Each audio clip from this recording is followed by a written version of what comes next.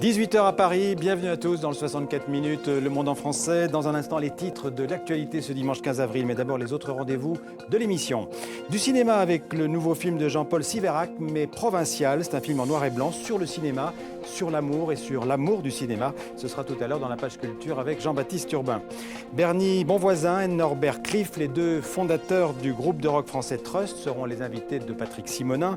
Et puis, dans le grand angle, pourquoi l'ubérisation de l'économie est-elle l'ennemi du progrès social?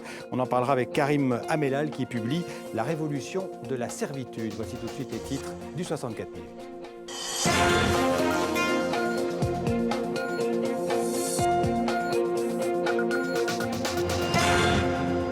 Nombreux contacts diplomatiques ces dernières heures, notamment au Conseil de sécurité de l'ONU, au lendemain des frappes occidentales en Syrie. Des experts de l'Organisation pour l'interdiction des armes chimiques sont arrivés à Damas pour enquêter sur l'attaque chimique supposée de l'armée syrienne à Douma. Inquiétude au Mali après une attaque spectaculaire sur les casques bleus de l'ONU et sur les soldats de la force française Barkhane à Tombouctou. Un casque bleu a été tué, 7 soldats français blessés, au moins 15 assaillants auraient été abattus. Une première famille de réfugiés Rohingyas est revenue en Birmanie. 700 000 Rohingyas ont trouvé refuge au Bangladesh pour échapper aux violences de l'armée birmane depuis août 2017. Leurs maisons ont été détruites. Le gouvernement birman a promis la construction de nouveaux villages pour permettre le retour de ces réfugiés. Au lendemain des frappes occidentales en Syrie, les pro- et anti-Assad se sont expliqués devant le Conseil de sécurité de l'ONU. Après les bombes, l'heure est apparemment à la diplomatie. Et une équipe internationale d'experts vient d'arriver en Syrie pour confirmer ou non que la ville de Douma avait bien été victime d'une attaque chimique lancée par l'armée syrienne. Antoine Delpierre.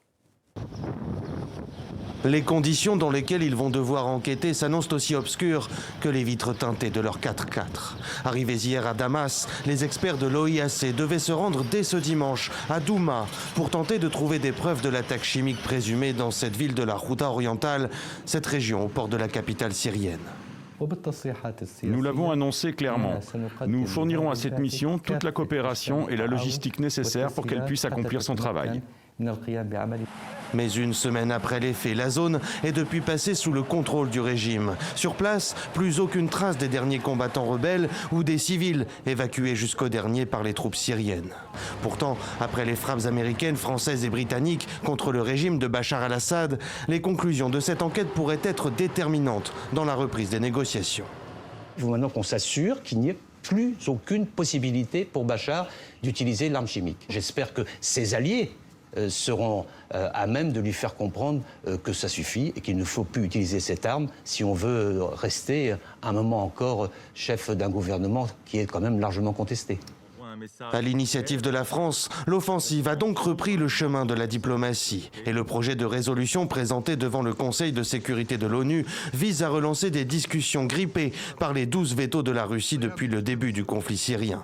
Mais entre les intentions floues des Américains et l'influence de Moscou, entre le double jeu d'Ankara et les intérêts iraniens ou encore israéliens, le dialogue pourra-t-il reprendre?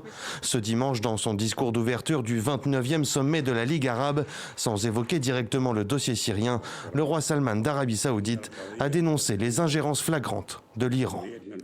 Oui, Pierre Conessa, haut fonctionnaire au ministère français de la Défense et spécialiste des questions géopolitiques, était l'invité du journal de TV5 Monde à 11 h. Il s'interroge sur les raisons qui ont poussé Bachar el-Assad à utiliser des armes chimiques à Douma alors que la victoire militaire lui était acquise. On l'écoute.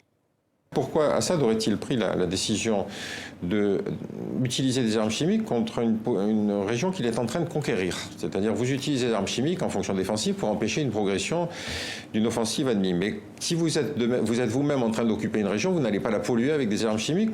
Une hypothèse qu'on ne peut pas exclure totalement, c'est-à-dire l'idée que Assad, qui est quand même effectivement un homme qui a un certain machiavélisme, ait décidé d'une fois de plus de tenter cette chance, c'est-à-dire de mettre finalement tout le monde au pied du mur, soit les Occidentaux, une fois de plus, racontent une ligne rouge, mais que finalement ils ne respectent pas eux-mêmes, et dans ce cas-là, ils sont déconsidérés vis-à-vis de l'opposition syrienne, soit effectivement ils réagissent, ce qu'ils ont fait hier, et effectivement à ce moment-là, ce sont les Russes et les Iraniens qui sont obligés de durcir leur position en disant mais il n'est pas question d'abandonner Assad. La guerre en Syrie, on va en parler avec Randa Kassis. Bonjour. Bonjour. Alors, vous êtes l'auteur de La Syrie et le retour de la Russie. C'est aux éditions des Syrtes. Vous êtes né en Syrie, dans une famille aux racines chrétiennes, catholiques et orthodoxes. Vous avez vécu en Syrie, bien sûr, mais aussi en Algérie, en Allemagne et ensuite en France. Aujourd'hui, vous êtes franco-syrienne, d'ailleurs, militante de l'opposition syrienne laïque. Vous avez siégé notamment au Conseil national syrien après l'éclatement de la guerre civile en 2011. En 2012, vous avez dénoncé le poids des islamistes dans ce Conseil national et vous avez été exclu du CNS. Alors aujourd'hui, 7 ans après le début de la guerre en Syrie, vous dites, et je cite une phrase de votre livre, « La Russie est le seul pays qui peut efficacement mener la Syrie vers une solution politique raisonnable et réaliste ». Ça veut dire que l'avenir de la Syrie, elle est entre les mains de la Russie? Tout à fait.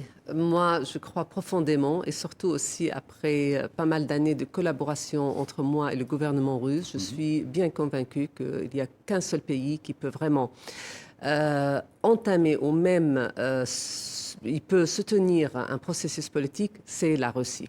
Pour cette raison d'ailleurs, je crois que les frappes qui ont été faites de toute façon il y a 2 jours, c'était contre la Russie et pas contre le régime d'Assad. Ouais. Parce qu'il faut quand même, il faut peut-être faire un petit marche arrière aussi. Il faut voir ce qui s'est passé il y a quelques jours. Ouais. Nous vivons maintenant dans un esprit de hostilité contre la Russie. C'est un esprit, toujours la même mentalité de la guerre froide. Ça a commencé avec des sanctions il y a 10 jours, 2 semaines, les sanctions américaines contre des oligarques et officiers russes. Après, bien sûr, il y avait aussi l'accusation de la Grande-Bretagne de l'empoisonnement de Skripal. Ensuite, les frappes qui sont venues suite à la chute de la Ghouta. Alors, oui, mais vous avez remarqué qu'il n'y a aucun objectif russe qui a été touché en Syrie dans ces frappes. On dit même qu'il y aurait eu des accords entre les Russes et les Américains. Est-ce que vous avez entendu parler de ces accords? Oui, mais pourquoi ? Parce que la Russie a bien réagi. Oui, mais donc ça veut dire que ces frappes n'étaient pas dirigées contre les Russes? Non, c'est-à-dire au départ, ils voulaient aussi, surtout après la chute de Al-Ghouta, c'était quand même des frappes pour envoyer un message aux Russes. Mais puisque la Russie a bien, de toute façon, elle a réagi quand même fortement, elle, pour se défendre, c'est là où, parce que personne, je crois, et aucune personne raisonnable souhaitait vraiment une escalade entre ces pays-là, surtout avec un pays nucléaire. Ouais. Alors après, pour parler de l'attaque chimique, est-ce que vraiment ça a été fait ou pas? À vrai dire, moi, je reste prudente parce que je sais très bien que peut-être le régime syrien a déjà, peut-être, il a fait. Mais vous ne croyez pas que le 7 avril dernier, à Douma, l'armée syrienne a utilisé des armes chimiques? Peut-être, je dis, je suis prudente, j'attends tout simplement la réponse des enquêteurs. C'est possible parce que aussi Bachar al-Assad ne souhaite, surtout après la réunion de Sochi qui s'est passée, la réunion qui a eu lieu à Sochi. En mois de mars. Voilà, le mois de janvier, 30 janvier. Ma plateforme d'Astana, de toute façon, était présente. Et on a réussi à former une commission constitutionnelle. Alors, attendez, on va parler de l'avenir de la Syrie dans un instant. Mais d'abord sur le rôle de la Russie. Pourquoi la Russie, selon vous, est-elle intervenue militairement en Syrie en 2015. Quels sont les intérêts de la Russie à intervenir en Syrie? Mais ce qui est tout à fait normal, parce que de toute façon, la Russie ne pouvait pas se permettre de toute façon de laisser la Syrie juste pour l'Iran. Il faut savoir qu'avant 2000 et avant l'intervention russe, il y avait l'Iran pesait en Syrie sur le terrain. C'était de toute façon c'est ce pays qui entourait le régime d'Assad. Alors, c'est même pour garder les intérêts russes en Syrie et au Moyen-Orient, il fallait intervenir en Syrie en 2015. Oui, dans le livre, vous parlez aussi beaucoup de la menace, je cite votre livre, là, il y a un chapitre qui s'appelle « La menace d'un islamisme totalitaire ». Est-ce que selon vous, ce qui était, comment dirais-je, offert à la population syrienne, c'était soit Bachar el-Assad, soit Daesh? Malheureusement, oui, parce que c'était l'erreur aussi de l'Occident, de certains pays occidentaux, qui ont soutenu, financé avec l'Arabie Saoudite et le Qatar, ils ont financé une opposition qui était une opposition, surtout je parle de l'opposition armée, une opposition djihadiste islamiste, même radicale, c'est-à-dire Jaish al-Islam, il ne faut pas oublier que Jaish al-Islam aussi, il a commis des atrocités contre des civils. Et donc vous dites qu'indirectement, peut-être les Occidentaux, les Américains ont soutenu Daesh? Non.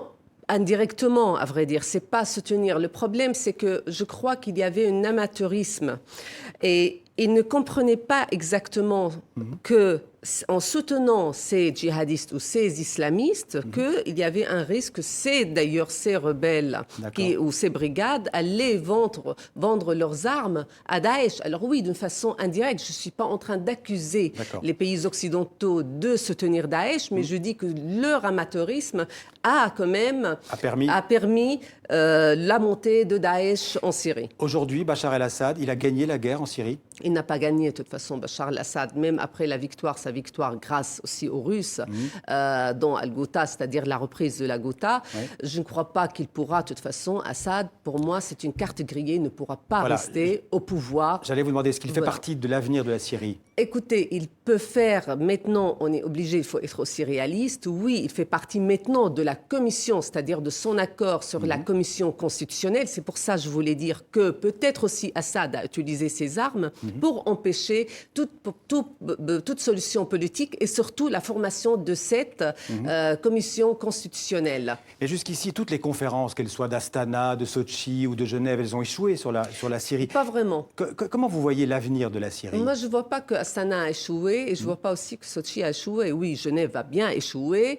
Pourquoi? Parce que, comme j'ai dit, ils soutiennent toujours une délégation des Syriens qui sont soutenus par quelques pays, avec l'Arabie Saoudite et d'autres pays. Oui, mais à Astana, il y avait une partie de l'opposition syrienne qui n'était pas là. Oui, mais il y a maintenant Astana. De toute façon, pourquoi ce n'est pas un échec? Parce que déjà, il faut savoir que dans Astana et Sochi, il y a 3 partenaires. Et surtout, c'est le plus important, le partenariat entre la Turquie et la Russie.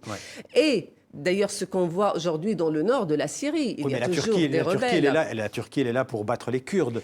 Le reste de la situation syrienne, c'est sa priorité.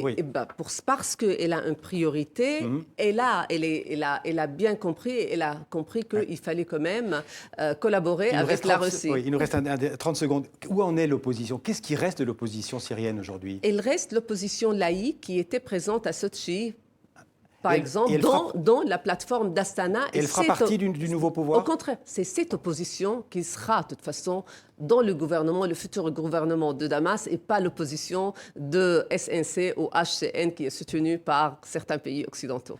Merci Randa Kassis. Je renvoie votre livre « La Syrie et le retour de la Russie » aux éditions des Cirques. Merci d'être venu en parler. Merci. Dans 64 minutes. On continue avec la Syrie avec Nathalie Loiseau, qui est la ministre française chargée des Affaires européennes. Elle était l'invitée de notre émission internationale tout à l'heure. En partenariat avec Le Monde et RFI, la ministre justifie les frappes occidentales sur des sites d'armes chimiques du régime syrien. La Russie ne peut pas continuer à dire qu'il n'y a pas eu d'attaque chimique, que tout ça est de la manipulation, que c'est du théâtre. Ce cynisme-là n'est pas possible. C'est parce que le droit international était bafoué, parce que le droit humanitaire était bafoué, parce que les résolutions du Conseil de sécurité étaient bafouées, que nous sommes intervenus. Et vous parlez de Vladimir Poutine, il a essayé devant le Conseil de sécurité de faire adopter une résolution condamnant ces frappes. Il a échoué, il n'a pas obtenu la majorité du Conseil de sécurité, loin de là. Au Mali, spectaculaire attaque djihadiste à Tombouctou contre le camp des casques bleus de l'ONU et des soldats français de la force Barkhane. Une attaque à la roquette et avec 2 véhicules piégés. Bilan au moins 1 casque bleu tué, 7 soldats français blessés. Une quinzaine d'assaillants auraient été abattus. Au Mali, on va retrouver notre correspondant Kaoru Magassa. C'était la stupeur et l'effroi hier à Tombouctou. Aux alentours de 15 h, des habitants que j'ai pu joindre au téléphone se sont confinés chez eux.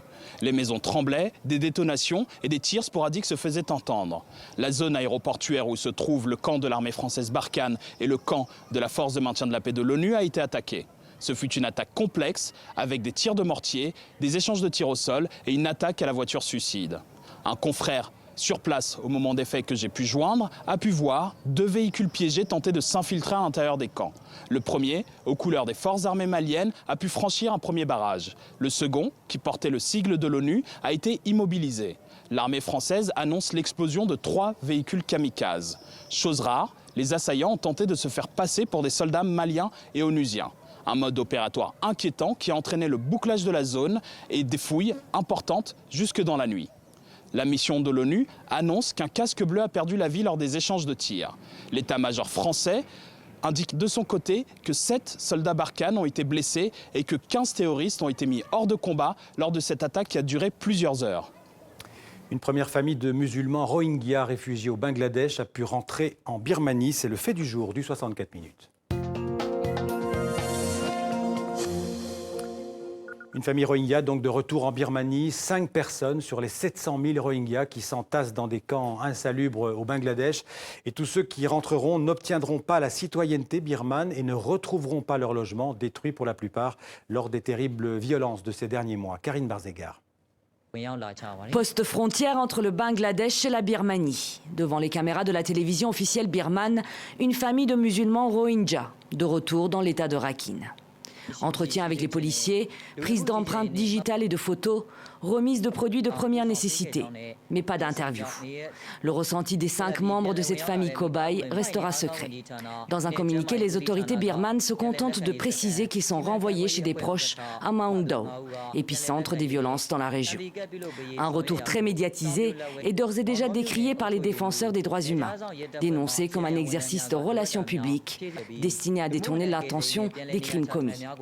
Difficile de savoir en tout cas si ce premier retour symbolique sera bientôt suivi par d'autres, alors que 700 000 Rohingyas s'entassent dans des camps insalubres au Bangladesh. Cette semaine, un responsable birman s'est rendu sur l'un de ces sites justement, une autre première. Sur place, le ministre des Affaires sociales, Wing Myat Aye, a assuré que le rapatriement des Rohingyas était une priorité du régime. Mais les rares candidats au retour posent des conditions. Je veux que la mention de notre nationalité inclue l'ethnicité Rohingya. S'ils ne nous reconnaissent pas avec notre citoyenneté, donc l'ethnicité Rohingya, alors on ne rentrera pas dans notre pays. La grande majorité des réfugiés refusent de rentrer par crainte d'exaction. Selon l'ONU, la Birmanie n'offre toujours pas la citoyenneté aux Rohingyas, ni un retour garanti dans leur village d'origine. Le retour des réfugiés doit être volontaire et digne, avec des solutions durables. D'après ce que j'ai vu et entendu, les conditions en termes de sécurité, de santé et de déplacement ne sont pas propices à un retour. La Birmanie et le Bangladesh se sont donné 2 ans pour régler la question du retour des Rohingyas. Énorme manifestation ce dimanche à Barcelone. Plusieurs centaines de milliers de Catalans ont réclamé la libération des indépendantistes emprisonnés en Espagne. 9 responsables indépendantistes ont été accusés de rébellion par la justice espagnole. Ils risquent au maximum 30 ans de prison. Les manifestants ont exigé la remise en liberté de ceux qu'ils considèrent comme des prisonniers politiques. Au cours de cette manifestation, plusieurs intervenants ont réclamé une solution démocratique à ce conflit et l'ouverture urgente d'un dialogue politique. En France, des affrontements ont éclaté ce dimanche entre manifestants et forces de l'ordre à Notre-Dame-des-Landes. Plusieurs milliers de personnes s'étaient rassemblées pacifiquement pour soutenir les zadistes expulsés ces derniers jours. Mais quelques centaines de radicaux ont provoqué les forces de l'ordre qui ont répliqué à coups de gaz lacrymogène. Anne-Claire Poignard de France 2. Face à face, une nouvelle fois tendue. Autour des barricades improvisées, les affrontements se poursuivent entre zadistes d'un côté et forces de l'ordre de l'autre. Pneus, cocktails Molotov, aux projectiles en tout genre des opposants répondent les gaz lacrymogènes des gendarmes. À Notre-Dame-des-Landes, la tension ne redescend pas. Ça continuera, ça va continuer, c'est pas en balançant des grenades qu'ils vont nous arrêter en fait. Ce matin encore, les forces de l'ordre continuaient de dégager les barricades, sans cesse reconstruites par les opposants. Les accès à la zone sont strictement filtrés. Plusieurs dizaines de milliers de Hongrois, 100 000 selon les organisateurs, ont protesté hier soir à Budapest sur l'air de l'hymne européen contre la réélection du Premier ministre nationaliste Viktor Orban. Les manifestants accusent le pouvoir d'avoir faussé les élections et demandent un recomptage des voix. Dimanche dernier, Viktor Orban a remporté une 3e victoire électorale consécutive qui lui assure d'ailleurs une majorité des 2/3 au Parlement pour 4 ans. Et puis au Sénégal, l'imam Ndao est accusé d'avoir voulu créer un réseau djihadiste proche du groupe État islamique. Il comparaît depuis lundi devant un tribunal à Dakar. Ils sont 30 d'ailleurs au total dans le box des accusés. L'imam Ndao est présenté comme l'idéologue de ce réseau. Il avait déjà été condamné pour apologie du terrorisme suite à des prêches dans sa mosquée. Et notre correspondante Margot Chevance est partie avec Cheikh Berthé sur ses traces à Kaolack, dans l'école coranique où il enseignait. Abdoulaye Ndao dirige la prière du vendredi. Depuis l'incarcération de son frère, il a repris les rênes de son dara, ce lieu qui rassemble mosquées et écoles coraniques. Les fidèles sont venus nombreux écouter son prêche inspiré de l'actualité. Le procès de l'imam salafiste Aliou Ndao fait la une de la presse sénégalaise. Je leur fais prendre conscience de l'importance de l'information, car elle peut être avérée ou fausse. Il faut faire attention aux intoxications. Lorsque l'imam a été arrêté, il nous a demandé de continuer de faire fonctionner le dara, de faire perpétuer son travail avec l'aide de Dieu et jusqu'à son retour ici. Dans les salles de classe, c'est le fils aîné de l'imam qui enseigne le Coran. Ici, près de 500 élèves sont pensionnaires, mais les conditions de vie sont précaires, proches du dénuement. Les bâtiments sont délabrés et un seul puits d'eau non potable alimente l'établissement. On dit que l'imam a des millions, voire des milliards de francs CFA. Mais ici, on vit seulement grâce aux 21 000 francs CFA de pension mensuelle par élève. En plus de cela, nous avons des champs. Nous cultivons de l'arachide et d'autres choses. À quelques mètres de là, une cinquantaine de familles vivent dans la même précarité. Adama habite dans cette petite cour depuis 15 ans, avec ses femmes et ses 8 enfants. Aux côtés d'une cinquantaine de familles, il a bénéficié de terrains vierges donnés par l'imam Dao pour construire sa maison. Après mon mariage, il me fallait un toit. À ce moment-là, l'imam avait des relations avec le cadastre qui attribuait les terres dans cette localité. Avoir un terrain ici, c'est très difficile, c'est trop difficile même. Ça n'est pas n'importe qui peut se le payer. S'il n'y avait pas eu l'imam Dao, je ne serais pas là.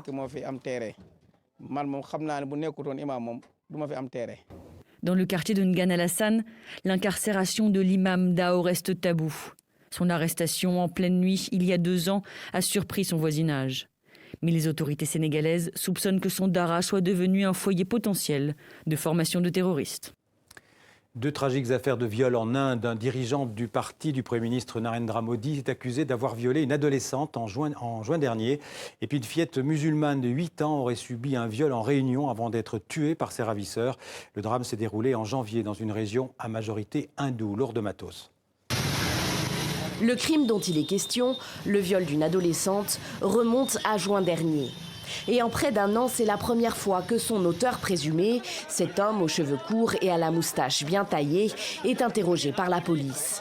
Car Kuldeep Singh Sengar, c'est son nom, est un député influent du BJP, le parti au pouvoir. Il est élu dans l'Uttar Pradesh. Sa victime présumée, une jeune femme pauvre qui s'accroche malgré tout pour obtenir justice. Plus longtemps il restera en liberté, plus ce sera dangereux pour nous. Nos preuves, nos témoins vont continuer à disparaître. Le père de la jeune femme voulait aussi aller jusqu'au bout. Il est mort en détention la semaine passée. Son meurtre aurait été orchestré par le député Sengar. Ce dernier rebondissement a poussé le Premier ministre Modi, sous la pression des médias, à prendre la parole. Aux 4 coins de l'Inde, des incidents comme ceux-ci ébranlent notre sensibilité. Je veux l'assurer à tout le pays, aucun coupable ne sera épargné. Justice sera rendue. 2 de nos filles qui ont été victimes de tels crimes obtiendront justice. Car il y a aussi dans le Jammu et Cachemire, cette fois à l'extrême nord du pays, l'affaire Asifa. Une fillette de 8 ans violée en janvier dernier par plusieurs hommes, puis tuée. Les détails sordides de l'acte d'accusation rendu public cette semaine ont enflammé la région, et bien au-delà. Asifa était musulmane dans un État majoritairement hindou et le facteur religieux aurait motivé ce double crime. Environ 40 000 viols sont signalés chaque année en Inde, une goutte d'eau dans ce pays de plus d'1 milliard d'habitants où le viol est un fléau national qui révèle des problèmes sociétaux encore plus profonds. Elle s'appelle Sondos Lamrari, elle porte le voile et veut devenir policière à Montréal. C'est la une francophone du 64 minutes.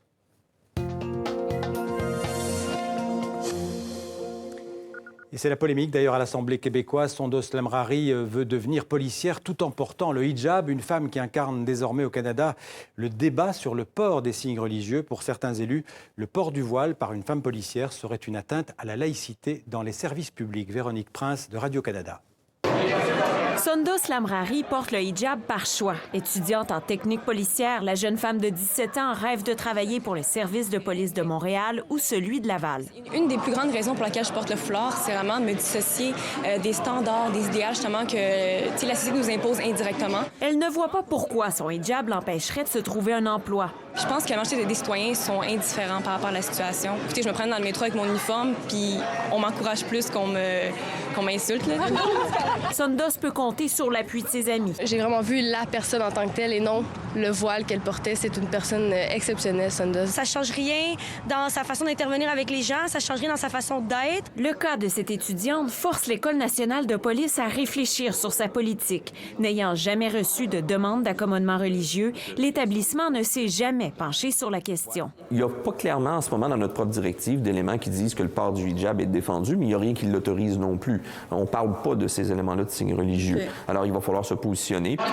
Jamais Sondos n'aurait pensé se retrouver au cœur d'un débat à l'Assemblée nationale. Comprenez-vous qu'une autopatrouille, ce n'est pas un lieu de culte? S'ils étaient au pouvoir, la Coalition Avenir Québec et le Parti québécois répètent qu'ils interdiraient le port de signes religieux pour les personnes en position d'autorité. Ça vaudrait pour les policières comme Sondos. Je vais mettre au défi M. Legault et M. Lisée de rencontrer cette jeune femme et lui dire les yeux dans les yeux qu'ils ne veulent pas qu'elle soit policière au Québec. Le gouvernement doit bientôt déposer des balises pour encadrer la gestion des demandes d'accommodement. Des balises qui se font attendre depuis plusieurs mois. Ici Véronique Prince, Radio-Canada, Québec. Un mot de Formule 1, le 3e Grand Prix de la saison en Chine a vu la victoire de l'Australien Ricciardo sur Red Bull devant Bottas sur Mercedes, Raikkonen sur Ferrari, Hamilton lui aussi sur Mercedes. Au classement général, l'Allemand Vettel qui a terminé 8e aujourd'hui n'a plus que 9 points d'avance sur Hamilton et 14 sur Bottas. Et puis la mort d'un grand nom du cinéma italien, Vittorio Taviani, le frère de Paolo, est mort à Rome. Il avait 88 ans. Vittorio Taviani avait réalisé avec son frère une quinzaine de longs métrages. Le plus célèbre, Padre Padrone, avait obtenu la Palme d'Or à Cannes en 1977. Voilà, c'est la fin de la première partie du 64 minutes. On se retrouve dans quelques instants pour un grand angle consacré à l'ubérisation, ennemie du progrès social. À tout de suite.